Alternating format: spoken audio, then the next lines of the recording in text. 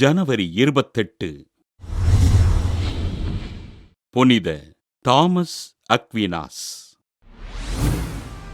Italy நாட்டின் Naples அருகிலுள்ள Roca சேக்கா பகுதியில் வாழ்ந்த லான்லோ தியோடரா பெற்றோருக்கு கிபி 1225 ஆண்டு பிறந்தார் தாமஸ் அக்வீனாஸ்.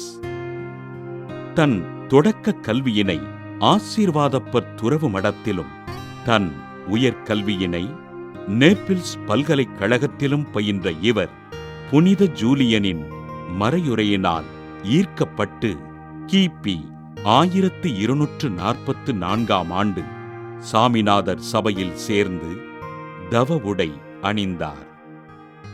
தன் மகன் துறவியாக மாறிவிட்டதை விரும்பாத இவரது பெற்றோர் இவரை ஜியோவானி அரண்மனையில் மறைத்து வைக்க 2 ஆண்டுகளுக்குப் பிறகு சாமிநாதர் சபை துறவிகளால் விடுவிக்கப்பட்டு துறவற மடம் சென்றார்.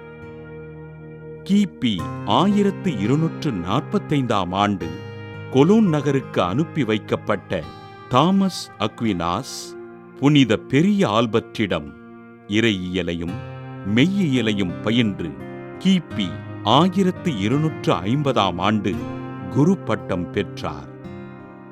கிபி 1261 ஆண்டு முதல் 1264 ஆண்டு வரை திருத்தந்தை 6ஆம் அர்பனின் ஆட்சி மன்றத்தில் பணியாற்றிய இவர் நற்கருணை எழுந்தேற்றத்தின் போது பாடப்படுகின்ற மாண்புயர் இவ்வருள் அனுமானத்தை என்னும் பாடலையும் மாலை நேர ஆராதனை ஜபத்தினையும் எழுதினார்.